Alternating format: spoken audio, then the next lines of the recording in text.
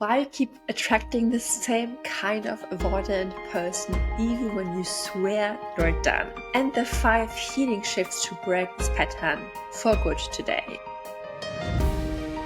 You say never again, but then a new person walks into your life. They're charming, independent, a little bit aloof, and before you know it, you're anxiously glued to your phone, glued to them. You're begging for breadcrumbs again. You're feeling not good enough all over again, or a little bit too much.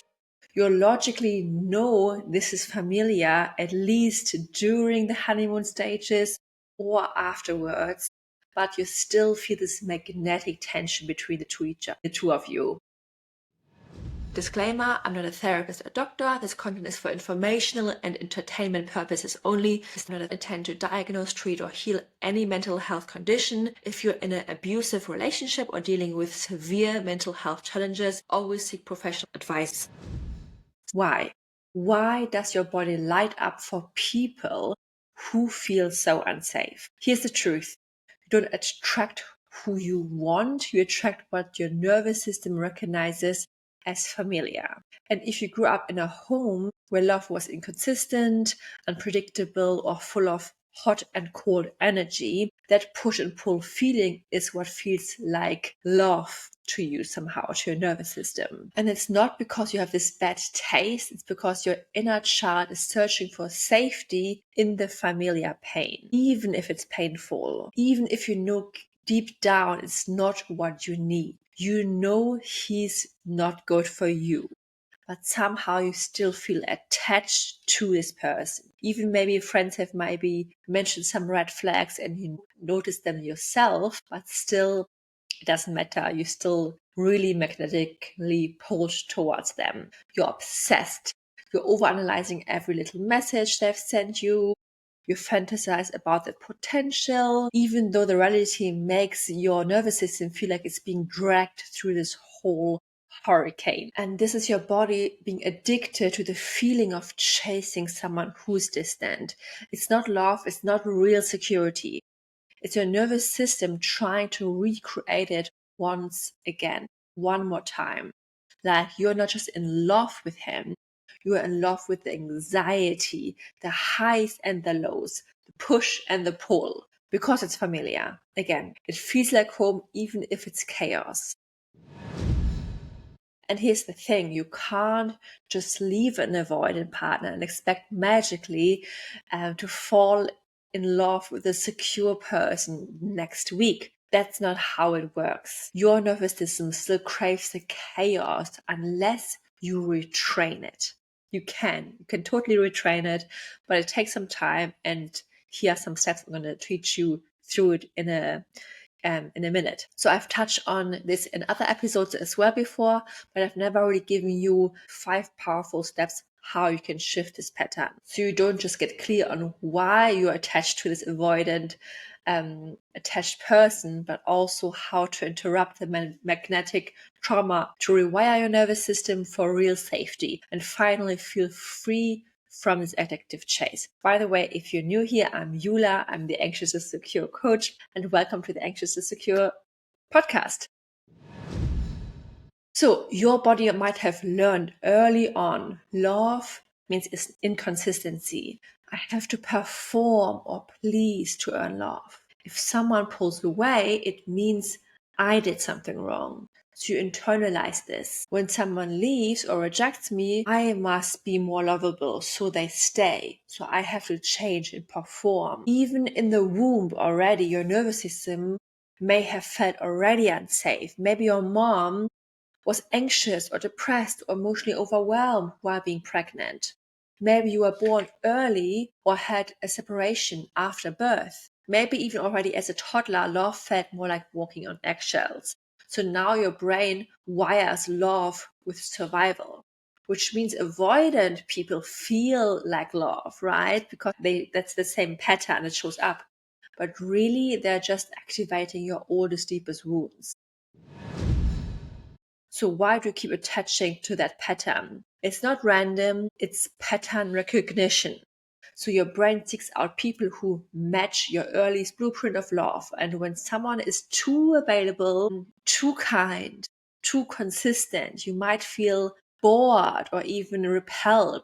That's what I hear a lot of people say, who come to me who are anxially attached and say, I don't know, secure people, they're kind of boring. They even scare me sometimes. I just don't have this magnetic tension. I'm just not in love with them, because safe feels foreign, strange when chaos is so familiar, right? That's not because you're different or there's something wrong with you, but it's because your attachment system got coded around emotional hunger, not emotional safety. So you're not just falling for a person, you're falling for the pattern your body has learned in childhood. So this is what we know so far. And when a parent was unavailable, let's say they were distracted or emotionally distant, you learned to earn love. Maybe through chasing or overgiving or being the golden child, or prove you're worthy of being chosen, or always having, good grades, or doing all of the things in school to be the good kid and not to stress your parents. So now when someone is inconsistent or distant, like an avoidant attached partner, part of you might think, if I can just get them to choose me, then I'll finally feel safe. Then everything's gonna be okay. But this doesn't just heal the wound, it reopens it. It re-traumatizes you basically and keeps you stuck in the cycle. So let's talk about the 5 steps to break this pattern. So get honest about your pattern without shame and ask yourself, who does this person remind me of? What familiar feeling do I keep replaying? Maybe your dad was always working and your way to feel close was to impress him. Maybe your mom was emotionally unpredictable and you tiptoed to keep the peace. This becomes your love template. Recognize this first to really change it. So now meet the need behind the craving. So when you're chasing the avoidant partner, you're not chasing them actually, you're chasing a feeling that comes with it. But that craving comes from a very young part of you that maybe felt overlooked or unseen or dismissed. Sit with the feeling. Ask, what do I really need right now? Not from my partner, but what is the feeling I need? And maybe it's the action that is linked with the feeling. Maybe it's a hug. Maybe it's to be reassured, or maybe it's to feel that I really matter. So remember, your partner can't fill a need you don't even know you have, right? But still, you want to fill this need for yourself first.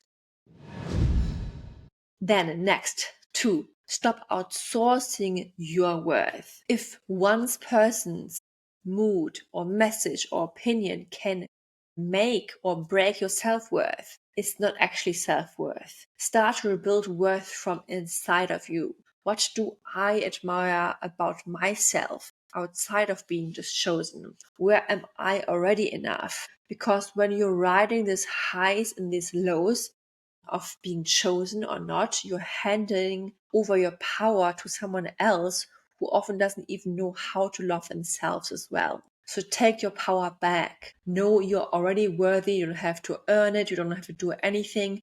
And it doesn't matter what anyone says or does for you. If they speak your love language or if they don't, your worth is inherent. You are born inherently worthy. 3. Next, make pain your wake-up call, not your home. One of my clients, she joined a monthly container just a few weeks ago, I think. She knew she kept attracting the same type of patterns, kind of same type of people, the wrong kind. Let's say not just in romantic relationships, but also in friendships. So people who didn't treat her how she really truly deserved. And the hardest part for her was she was feeding the pattern herself. She laughed off the red flags and she didn't speak up for her needs. And she stayed way too long. So she didn't walk away when her gut was screaming, there's something wrong here. So she was still drawn to this chaos, to this inconsistent behavior from her partner. So to the emotional highs and lows, for example, and to the person who gave her just enough to stay hooked. So the avoidant person wasn't the problem here. At least, they are just who they are. And she kind of chosen to be around him. But they were just the trigger on top of everything. They were a mirror, a wound, a pattern. And when that wound got poked inside her, she did what most anxious people do. She blamed herself. She texted to reconnect over and over again. And then she ran towards the person even more who actually caused this pain, just to feel relief, just because that relief felt like love. And it just felt much easier than doing the harder things like walking away or giving herself the reassurance and consistency she actually needed. So, like closeness. But here's what she's learned inside when we work together. She learned that feeling of relief is just a pause in the cycle, not the end of it.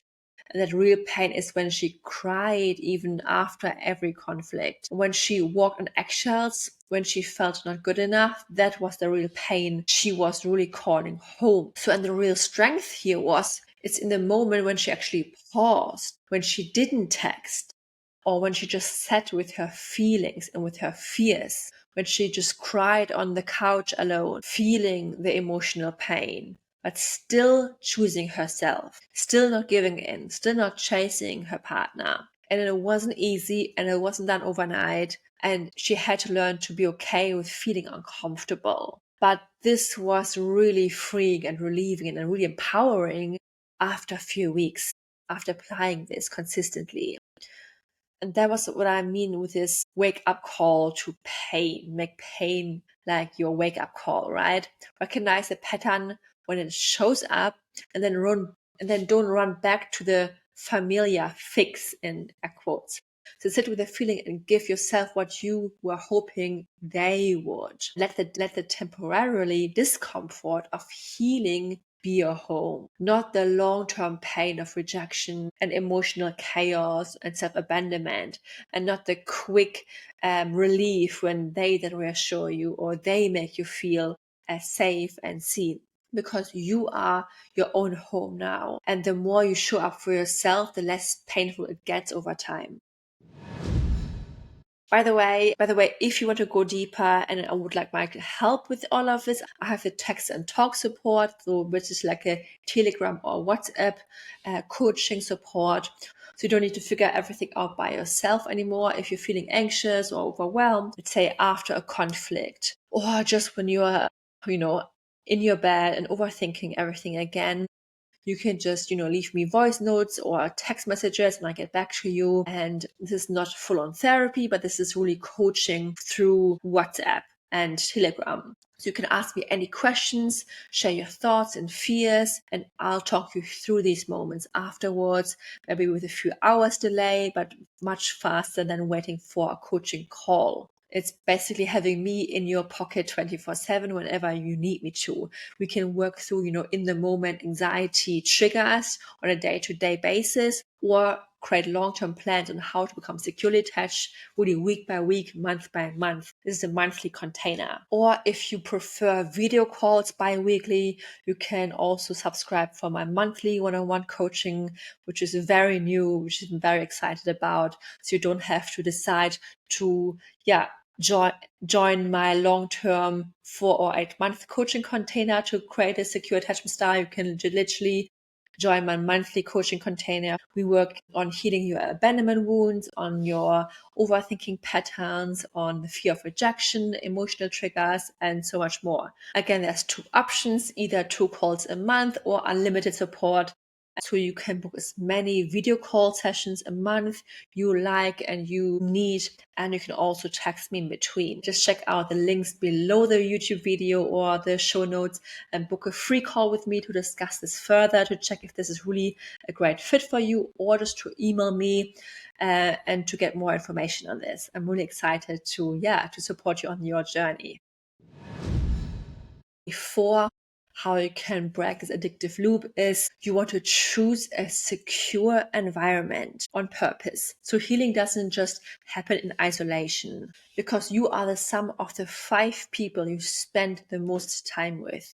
And that could be through friends, family, your relationship partner, your colleagues, even a coach, therapist, even social media accounts you follow. If you're only consuming toxic TV programs and reading exciting books just before falling asleep and getting your heart rate increased all the time, this will also make part of who you are. This will also touch your nervous system. My partner and I, we just finished Dr. House, and I did realize it actually increased my fear of death a lot, because that's a hospital show. Lots of people were being diagnosed daily with like cancer and really deathly illnesses, and I realized I had already a little bit of a fear of dying and losing loved ones in my life. But now, because I've watched this show, we watched like literally 8 seasons within just a couple of, I would say, 2 months now. So it naturally just increased my fear of all of this. So it's not just like who you spend time with, it's also what you consume in your free time. So clear out your Instagram, your movies, and really consume something that is adding to your life, regulating your nervous system and decreasing your heart rate, and find a balance in that, especially if you're still very hypersensitive like I am.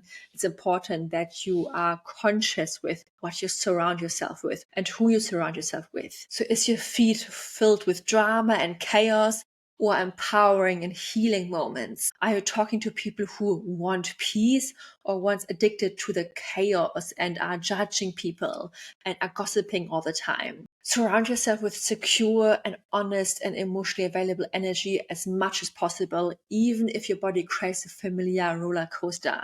The more you do this, the more you rewire the secure people, the secure environment as your new environment, and that becomes your new familiar. But even with the most secure environment around you, you might still feel hooked on someone who's emotionally unsafe. Why? Why is that? Because your body still believes that if you can just get them to love you, then everything might be still just okay, right? This is where most people get stuck as well. They don't just break the pattern because they haven't broke the fantasy yet. They confuse pain with passion, inconsistency with chemistry, and chaos with connection. But you don't need another deep connection that leaves you sobbing on the bathroom floor for another few hours. And it brings us to number 5.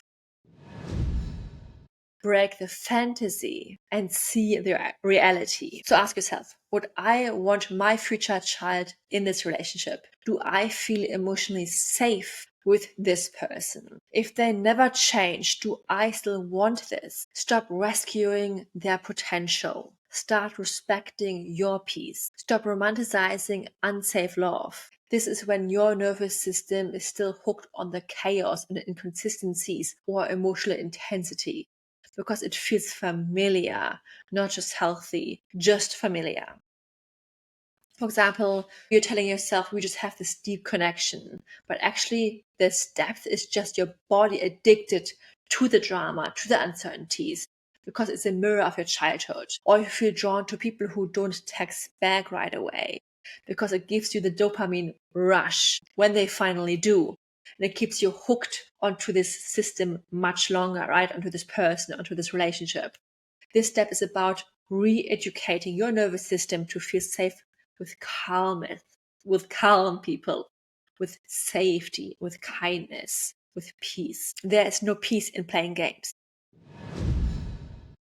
And just a final reminder, just because someone is emotionally unavailable doesn't mean you have to keep proving you are worthy. Just because they feel like home doesn't mean they're healthy. Just because it's hard to leave doesn't mean you are meant to stay. And this isn't just a toxic pattern, it's your nervous system reaching for the love it never fully got, and you deserve it. But you can teach it to something new, to rewire it, to create a new place that is more familiar. Safe might feel boring at the beginning, but eventually you will only crave consistency in peace and boring relationships. When I'm sitting on my couch with my partner and I know he will be there for me and know we'll have a calm evening and there's no toxic fights back and forth is everything my body craves and I crave. You can call me old, you can call me boring, whatever, but I am literally happy in my peaceful era. So I would love to hear your thoughts on YouTube, on the YouTube comments, or even I think now on Spotify you can also leave comments in the comment section. I would love to hear your thoughts, and I'm so excited you're on this journey with me. So remember, change in your relationship starts with you, thought by thought, action by action, and now episode by episode. Lots of love, Yula.